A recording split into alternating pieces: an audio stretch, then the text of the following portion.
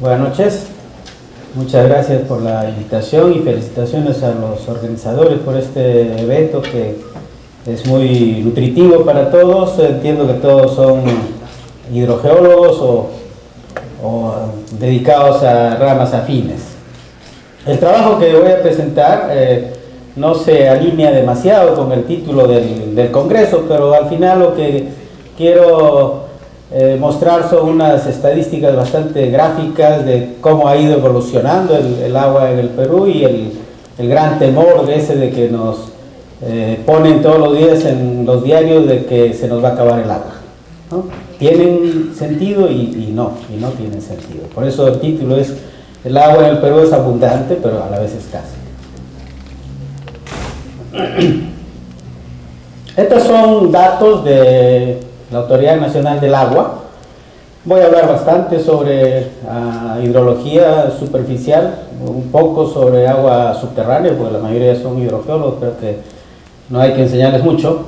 Pero aquí hay un tema muy importante, que el Perú tiene tres cuencas bien definidas: la del Pacífico en amarillo, árida, sobre todo en el sur; la del Atlántico, donde está la Amazonía, donde ocurre pues gran precipitación; y la del Titicaca. Probablemente algunos no saben de que es una cuenca endorreica, es decir, que no tiene descarga en ningún sitio. Dentro de estas tres cuencas conocidas tenemos estas condiciones, ¿no? Por ejemplo, en la cuenca del Pacífico solamente hay 2% de disponibilidad del agua. Sin embargo, hay una población del 65%, ¿no? Decisiones de gobierno. Desde los incas viene más o menos así, ¿eh? Los incas lo hicieron un poco mejor. Había una población bastante pequeña en la costa, había la misma cantidad de agua, por supuesto. La población mayor estuvo en la sierra y muy pocos en la Amazonía. En la cuenca atlántica hay un 30% de población y un 98% de disponibilidad hídrica. En la cuenca del Titicaca, 5% de población y casi medio por ciento de disponibilidad hídrica, ¿no? Esto está distribuido acá con diferentes números. En el Pacífico, en términos porcentuales, hay casi 2% de disponibilidad hídrica, como ya lo decimos. En el Atlántico casi 98%, en Titicaca 0.5%. Ahora regresar. En términos de disponibilidad por habitante por año, en el Pacífico hay una disponibilidad de alrededor de 2.000 metros cúbicos por habitante por año. En el Atlántico, 233.000. Y en el Titicaca, casi 8.000. Estas son cifras que, si las podemos comparar con los estándares o con las cifras internacionales, ya verán que hasta en los lugares más áridos tenemos más agua de lo que realmente se necesita para sobrevivir.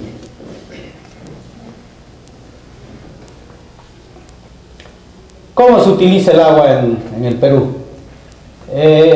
Aquí hay datos también del ANA: cuánto utiliza la población, la agricultura, la industria y la minería. Yo he trabajado bastante en minería, por eso es que quiero aclarar algunos temas que seguramente ustedes lo conocen. En la cuenca del Pacífico la población usa el 12% en promedio, en el Atlántico el 14% y en el Titicaca el 30%. La agricultura en el Pacífico usa el 80%, en el Atlántico el 80% y en el Titicaca 66%. Esta cifra creo que ha ido mejorando desde que la agroindustria está presente en el Perú. Han mejorado muchísimo. Esto no recuerdo de qué año es, pero hace como 5 años atrás. He asistido a algunas conferencias últimamente en el ANA donde indican que esta cifra, este porcentaje ha mejorado al 70% inclusive. Sin embargo, resulta ser el usuario mayoritario del Perú, como en todo el mundo, en todas partes. El agricultor o la agricultura es la que más agua usa y la consume. Es decir, que la ingiere y la evapora y no la devuelve al sistema. La población sí, la devuelve sucia, el tipo de desagüe, lo que sea, pero la devuelve. La industria también la devuelve, usa 6% en la costa, 2% en el Atlántico, porque hay menos industria, En el Titicaca hay 3%, también no hay mucha industria. Y la minería, 2% en el Pacífico, porque hay poca minería en el Pacífico. La mayor concentración de la minería pues está en los Andes, los cuales generalmente drenan hacia el Atlántico. 4% de la disponibilidad hídrica, 4% es el uso que hace la minería en la cuenca atlántica. En el Titicaca hay un poco menos de minería, usan 3%. Sin embargo, como promedio es el 2%, y eso está representado aquí gráficamente. Acá hay un número interesante: 1.500 millones de metros cúbicos al año es lo mínimo que se necesita para sobrevivir. Y los números que mostré anteriormente superan estos índices. Nuevamente, datos del ANA. En términos de escurrimiento superficial, el 2% del Pacífico se distribuyen de la siguiente manera: 53% se van como excedentes al mar. O sea, no tenemos capacidad de almacenamiento en la cuenca del Pacífico, a pesar de que la mayoría de embalses, la mayoría de represas hechas por los hacendados de hace 50 años han construido pues buenos embalses que no han sido capaces de retener mayor cantidad de agua, ¿no? El 47% es aprovechado, de los cuales el 20% se va para otros usos diferentes a los del riego, y el 80% se utiliza en riego. De estos, que ya son usos consultivos, el 5% de la agricultura lo usa en forma tecnificada y logra un 70% de eficiencia. El 95% de la agricultura, porque tenemos una agricultura básicamente artesanal, lo utiliza en la forma convencional por gravedad, logrando apenas un 35% de eficiencia de riego. Todo el resto del agua se va al mar, ¿no? Pues hay pérdidas por conducción, distribución y aplicación. Cifras similares para el Atlántico y para el Titicaca, ¿no? Los porcentajes son más o menos similares. Bueno, aquí un poco para explicar el estrés hídrico, el niño, de dónde viene, a dónde va, la niña, que para mí hasta hace poco era un cuento de los periodistas, pero parece que sí existe. Ustedes saben que la Tierra tiene rotación, se inclina, pero si la pusiéramos completamente vertical, tendríamos este escenario, ¿no? Hacia los polos, zonas frígidas, el viento viene, desde los polos, donde están las zonas frígidas, los vientos viajan hacia el Ecuador. En el Ecuador se calientan, ascienden hacia la estratosfera y nuevamente retornan, ¿no? Hacen lo mismo en ambos hemisferios. Pero como esta situación no es así del todo tan simple, está el efecto Coriolis, ¿no? La Tierra gira, tiene una inclinación y bueno, pues produce una serie de anomalías meteorológicas, ¿no? Que están en función de la rotación, de modo pues que en el hemisferio sur el efecto Coriolis tiene un movimiento antihorario, es decir, al contrario de las manecillas del reloj, y en el hemisferio norte es horario, ¿no? Eso es un tema que seguramente ustedes lo conocen y lo han visto en el vórtice que tenemos en el lavatorio todos los días que nos lavamos las manos, ¿no? O en el inodoro. Entonces eso a su vez genera otras condiciones, ¿no? Las corrientes marinas.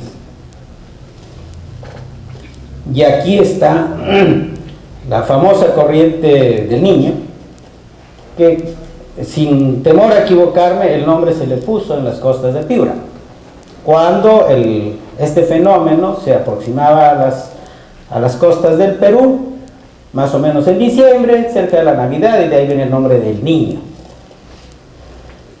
Quiere decir, esto no quiere decir que ese fenómeno solamente ocurra en Navidad ni cada 25 años como normalmente ocurría en las inundaciones en el norte del Perú.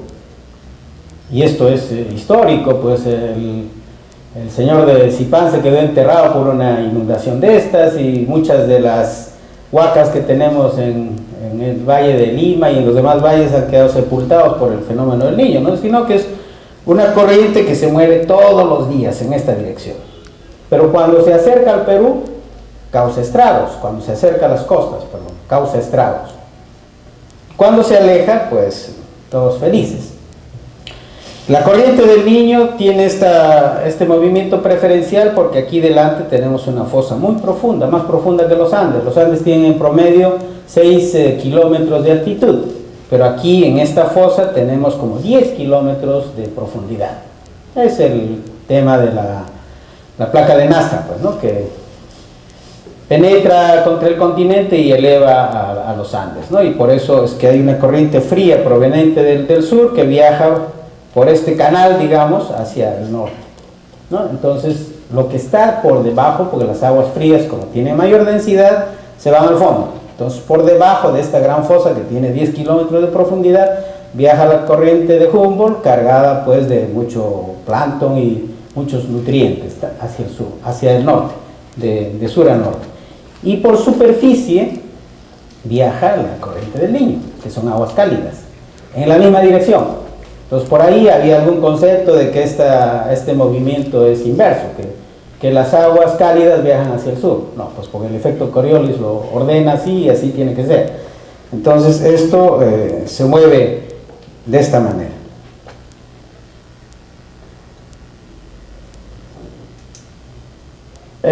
Nuestro país tiene muchas particularidades.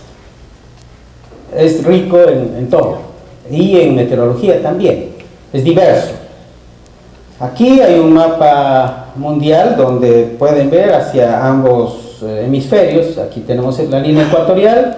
Hacia el norte tenemos desiertos como el Sahara, el de Arizona, el del norte de la India o sur de la China, perdón, por ahí. En el sur igual, Atacama, el Kalahari al sur de África y el de Australia, ¿no? Estos están pues en el mismo paralelo, tanto en el norte como en el sur, en el paralelo 27, casi el paralelo 30 están, ¿no? Tanto al norte como al sur. Y en el centro pues tenemos la zona rica de la zona cálida alrededor de la línea ecuatorial, con lluvias abundantes, productos pues de todo este movimiento de los vientos que les expliqué procedentes de los polos. Y hacia el norte, o hacia el extremo de cada uno de estos trópicos, tenemos zonas sumamente lluviosas, ¿no? En el norte de Estados Unidos, Canadá, zonas sumamente lluviosas, todos estos son bosques. En el norte de Europa, Rusia, gran parte de Asia, son bosques, porque hay una gran cantidad de lluvias. En el sur, no hay. Hay muy poquito porque hay poca tierra. Más tenemos mares en el hemisferio sur y no tenemos tanto continente, ¿no? Entonces por eso, sin embargo, aquí en el sur de Chile hay bosques importantes, o aquí en el sur de Australia también, en el sur de África un poquito, ¿no? Entonces, ¿por qué muestro este gráfico? Para demostrar que curiosamente aquí en el sur del Perú, que es una de las zonas más áridas del mundo, pues el desierto de Atacama es el más árido del mundo, que compartimos con Chile, la precipitación es del orden pues, de 5 milímetros al año, ¿no? Como promedio plurianual. Y curiosamente al otro lado tenemos una zona sumamente lluviosa, la Amazonía. Según mis conocimientos, hay varios lugares muy lluviosos. El más lluvioso está en Bengala, con 20 metros al año, 20.000 milímetros de lluvia al año. En Lima, para que sepan, los que no conocen, llueve 20 milímetros al año en promedio, ¿no? En Tacna llueve 5 milímetros. En Piura llueve como 1000. En la Amazonía, pues el promedio son como 4 o 5 mil milímetros al año, en toda la Amazonía. Pero sin embargo, aquí hay un lugar, que es el tercer lugar más lluvioso del mundo, donde llueven 15 metros al año. No sé si es como promedio o como lluvia máxima, y su nombre lo demuestra. Este lugar se llama Quincenil, entonces muy conocido como tal. Entonces, abundancia de agua tenemos. Hay mucha o demasiada agua probablemente en nuestro país. El problema está en la distribución, en el uso. Las lluvias, si ustedes saben cómo se originan.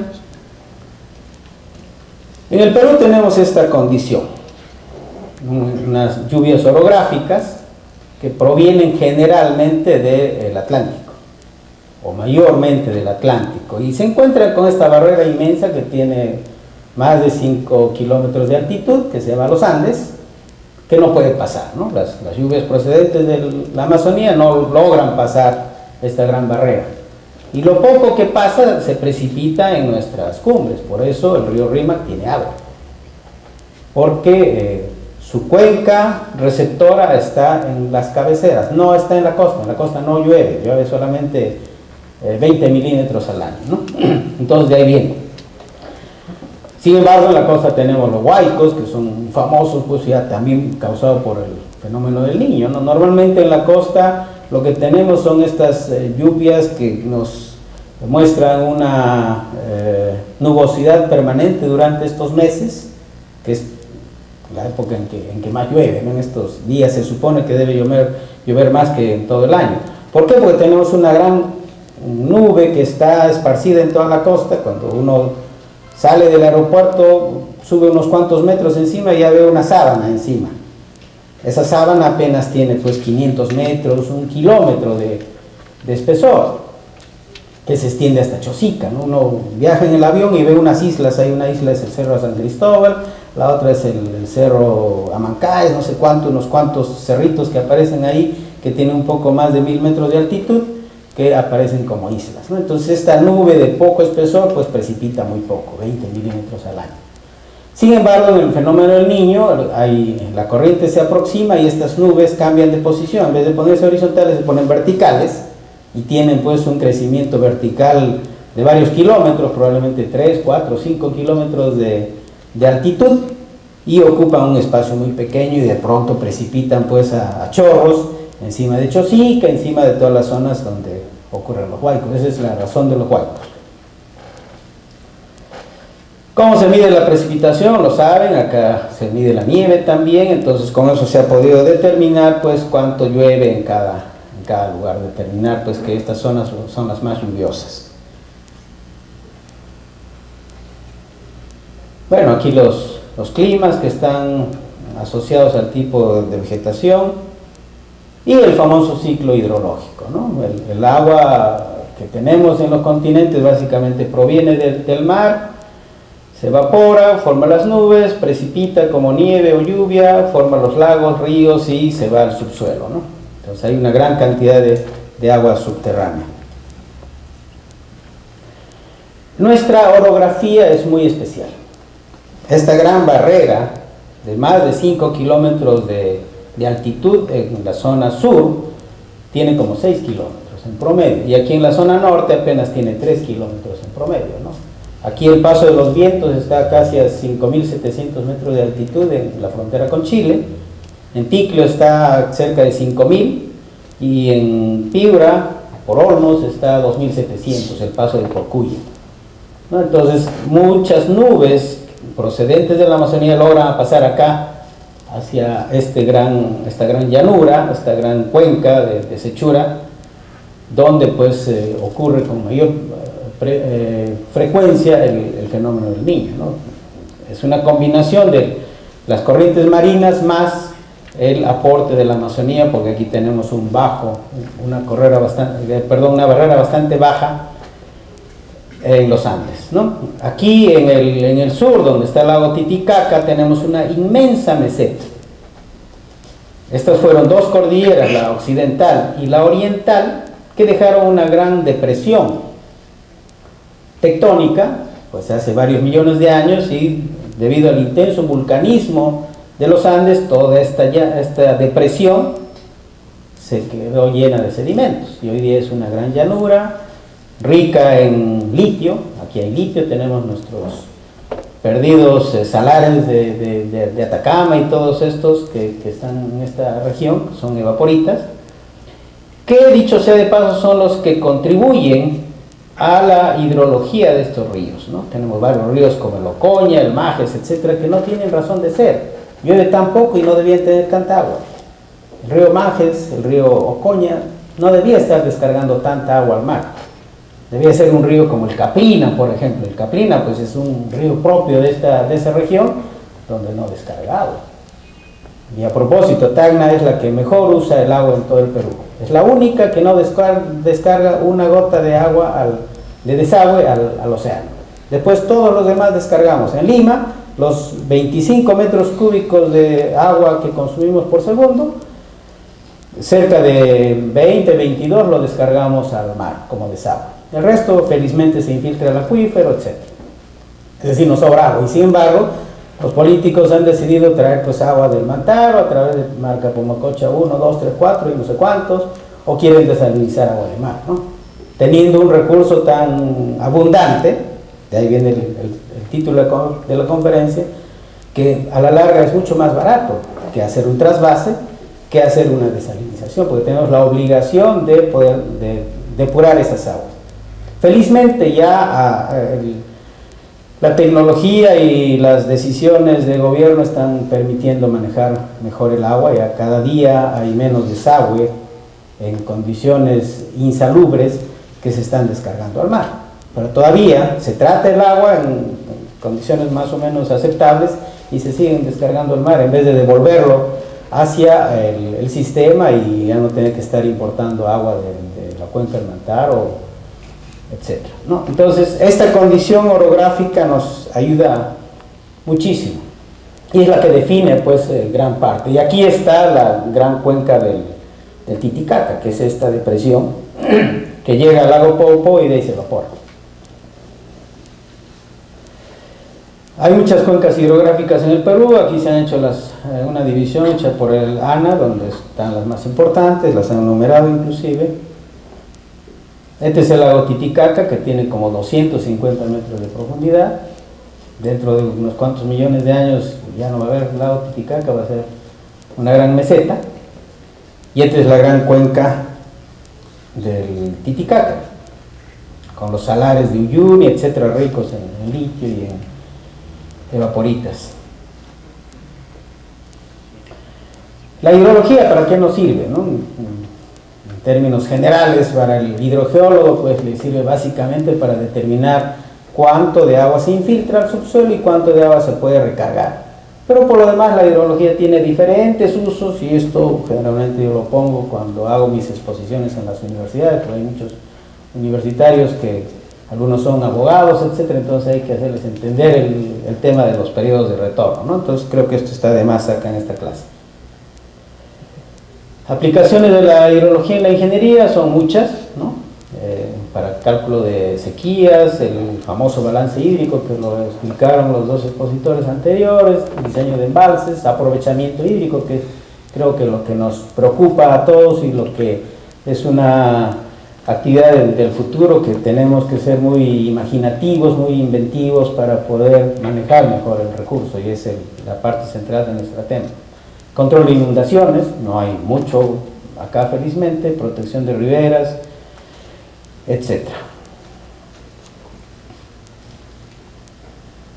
Importancia del agua subterránea. Tenemos muchas ventajas para los incrédulos, ¿no? Hay mucha gente que no cree en el agua subterránea, sobre todo el político, porque no sabe ni cómo es. Hablan del río subterráneo, de la laguna subterránea, hasta del colchón acuífero han hablado últimamente, ¿no? Entonces son términos pues, que no tienen ningún sentido.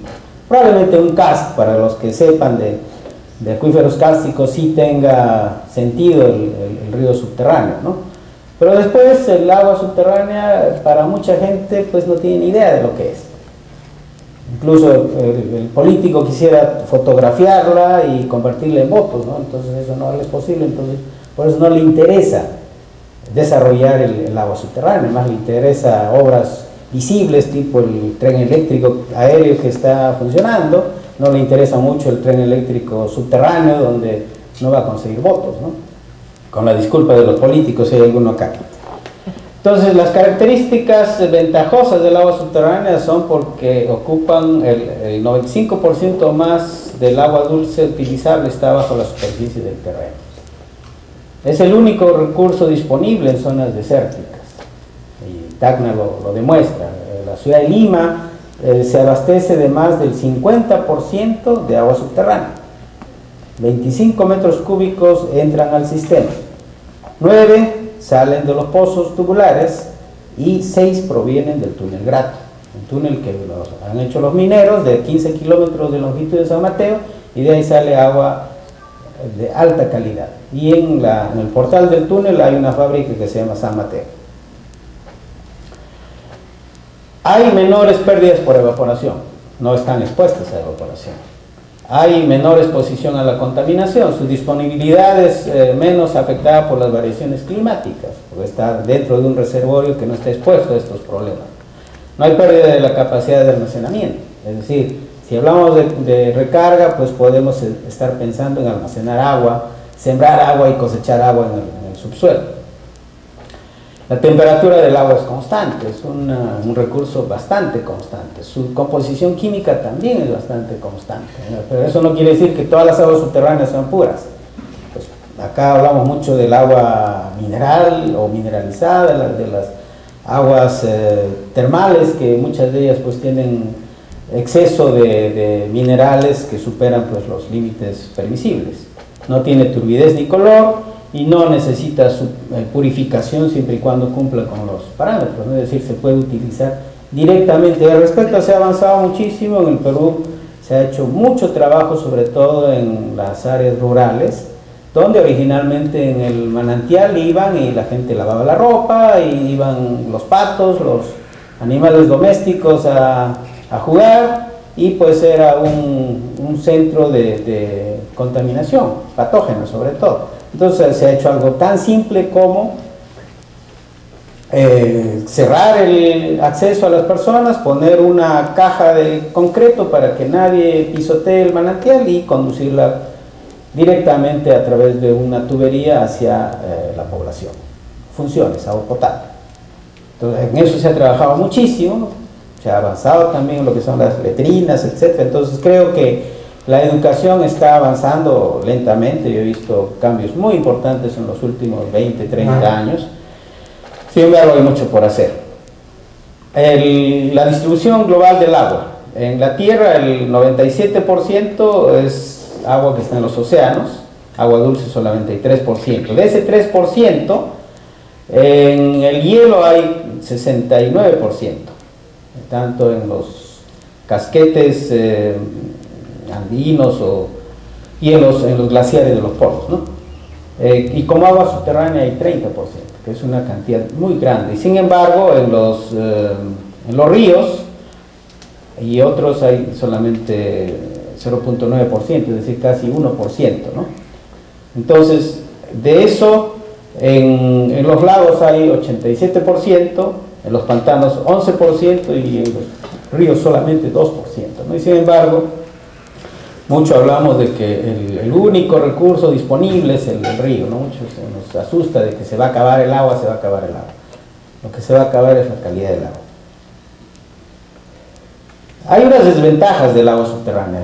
Hay muchos incrédulos que dicen, bueno, no es visible, por lo tanto no se dificulta su estudio, su cuantificación, su explotación racional y su manejo. Lo cual es cierto, ¿no? No es fácil, requiere mucha inversión, requiere mucho tiempo, y hay herramientas que felizmente están ayudando cada día a su mejor entendimiento y manejo. Uno de ellos es la modelación, que nos acaban de explicar.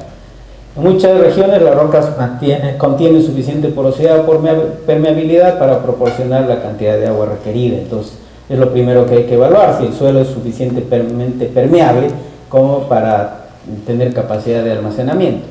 En algunas zonas tiene mayor contenido de sólidos disueltos que el agua superficial en la misma región.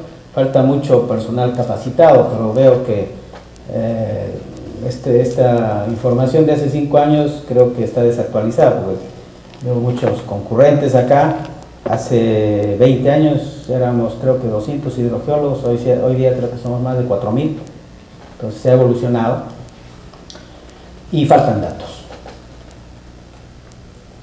La distribución del agua en el suelo, ustedes lo saben, está la zona saturada y la no saturada, etc. Tipos de acuíferos, para los que no saben, el acuífero libre, el acuitardo, el acuífero confinado, ¿no? Iba a hacer una pregunta a la primera expositora respecto a la cantidad de agua que se extrae de los acuíferos confinados del norte, en el acuífero Zapayal, o del sur, en Paracas, o en la formación Paracas, quiero decir, o la formación Camaná, o la formación Moquegua, ¿no? No sé si hay datos al respecto, pero entiendo que el inventario que se ha hecho se refiere solamente a los acuíferos libres, a los acuíferos aluviales, básicamente, ¿no? Entonces hay mucho por estudiar, hay unas fuentes todavía muy abundantes, pero creo que lo mejor es trasladar la población hacia la Amazonía y tenemos abundancia, y no vamos a tener que hacer mucho trasvase, ni extracción, ni sobreextracción de acuíferos. Tipos de acuíferos: libres, confinados, semiconfinados, colgados. Porosos, fracturados y cársticos, ¿no? Hay diferente forma de entenderlos y explicarlos. Manifestaciones kársticas: el karst está muy presente en el Perú, pero muy poco estudiado porque no se necesita. El karst está generalmente en la zona nororiental del Perú, donde lo que más sobra es el agua, entonces no interesa mucho más que para los espeleólogos que van por ahí, de vez en cuando se pierde, ¿no? Este es un manantial muy grande, es el más grande que yo conozco, tiene como 6 metros cúbicos por segundo.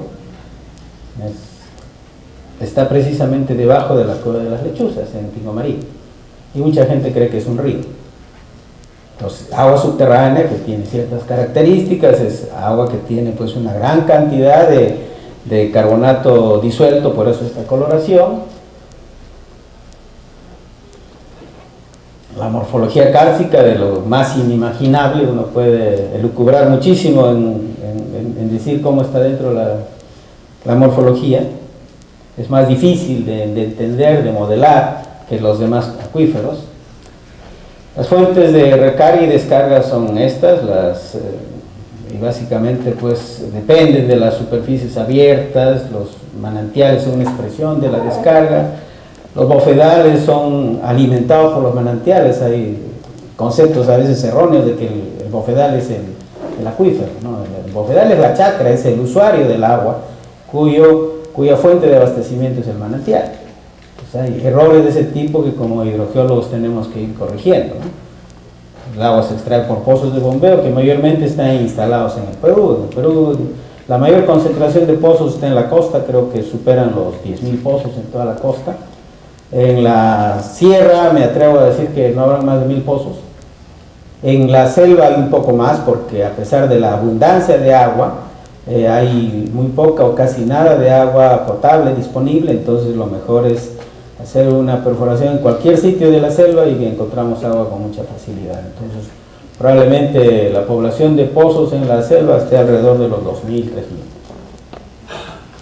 Y las minas, por supuesto, ¿no? Las minas que por su naturaleza, desde que hacen excavaciones en el subsuelo, encuentran agua. Las minas más áridas, o que están ubicadas en las zonas más áridas, tienen agua. Toquepala, que es la que está en Tacna, tiene agua en el subsuelo. Y en Yanacocha, pues el agua sobra, ¿no?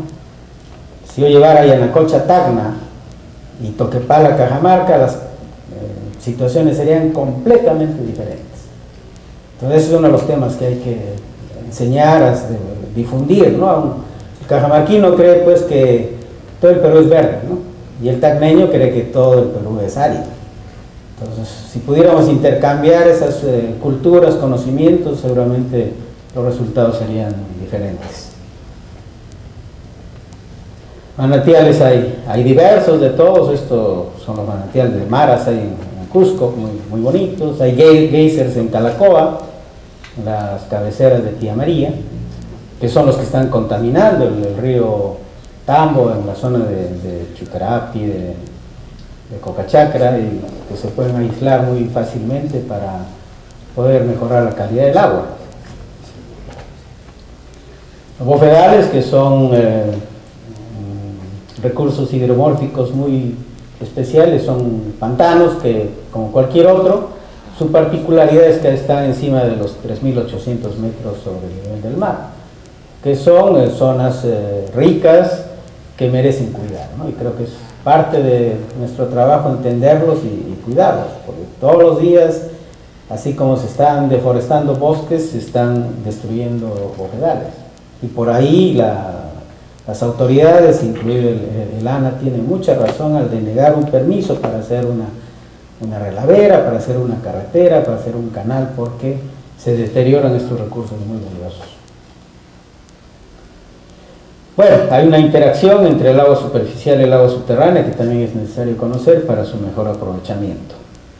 La intrusión marina, que felizmente está ocurriendo en muy pocos sitios, como el Valle de Chilca, el Valle de Lima, ya felizmente se ha frenado porque se ha hecho un reordenamiento del uso del agua. Anteriormente pues los pozos de Magdalena, etcétera, estaban salinizados, pues todos esos pozos se han apagado y se han trasladado hacia Huachipa. En Huachipa la napa freática estaba a 5 metros de profundidad, se han instalado pozos ahí, se extrae el acuífero a gran intensidad y la napa freática ha descendido pues 20, 30 metros, con la ventaja de que en la época de lluvias, cuando el río Rímac tiene excedencias, se infiltra con facilidad. Entonces ese tipo de reordenamiento tenemos que hacer y tenemos que entenderlos primero. Estos son los pozos que les decía, que no está muy actualizado, hay muchísimos. Yo creo que están como los 10.000 pozos en todo el Perú. La cantidad de agua que se extrae ya nos lo dijeron anteriormente con mayor exactitud.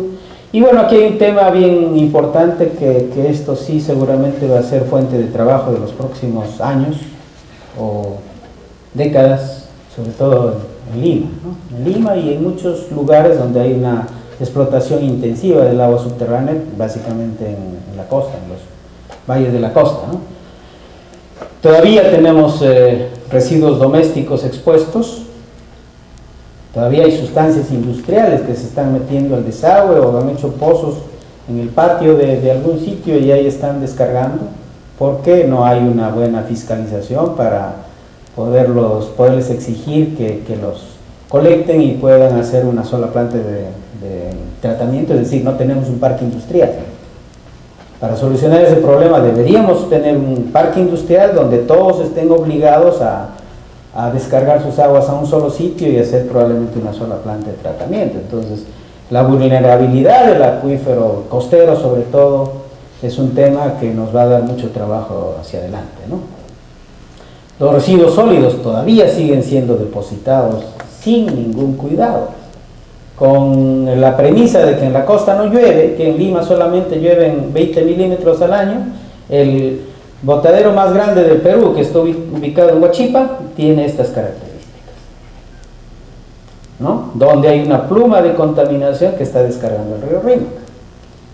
Y el río Rímac es nuestra fuente de abastecimiento de agua potable. Hay muchos contaminantes del agua que ustedes saben, compuestos metales y metaloides, derivados del petróleo, sustancias corrosivas, pinturas, productos industriales diversos, detergentes, ¿no? Que son muy abundantes, abonos y fertilizantes, ¿no? Felizmente eso no es problema de Lima, pero sí del resto de los valles de la costa, los valles interandinos, y sobre todo eso va hacia la Amazonía. Los procesos de contaminación son estos típicos, ¿no? Acá hay un par de pozos, un pozo no contaminante y un pozo contaminado, ¿no? Porque aquí hay un foco infeccioso que descarga, y debido a que el flujo del agua subterránea va en esta dirección, entonces hace que la pluma de contaminación contamine al pozo, ¿no? Entonces estas situaciones ya se están dando en muchos lugares. Pero probablemente pues es pequeño todavía el problema y seguramente ya lo están estudiando. Enfermedades causadas por la mala calidad del agua. Son muchas, pues las típicas son el plomo y el selenio, que causan problemas del hígado y riñones, el cobre a los riñones, cáncer básicamente causado por cadmio, cromo, el sistema nervioso es alterado pues por el plomo, el mercurio, y la decoloración de la piel por la plata. Y así hay datos muchos que habría que ir estudiando, ¿no? Hay una serie de pasos para proteger el agua subterránea y son bastante simples. Lo primero, hay que conocer el lugar, caracterizarlo, y luego pues ver algún sistema de contención para detener el problema, y ya probablemente después hay que hacer un tema de remediación. La industria produce sustancias tóxicas en gran escala, ¿no? La industria, a pesar de que nuestro país es poco industrializado. Sí, ya terminó. Por derrames, afluentes industriales, otros motivos, se llega a contaminar el suelo y el agua, ¿no? Se necesita disponer de recursos hídricos seguros, y esto implica el conocimiento de las características del suelo y del sistema hídrico subterráneo. Hay mucho por hacer en temas de protección del agua subterránea,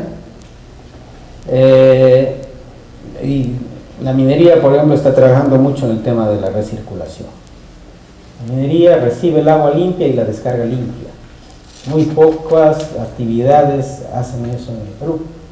La que le sigue es el sector hidrocarburos, que está haciendo lo mismo, recibe agua limpia y la suelta limpia. Pero no lo está haciendo el sector vivienda, el sector industria, recibe agua limpia y la suelta sucia. Pero está mejorando. Contaminación fluvial es de lo más desastroso. Se descarga todavía la basura en el río.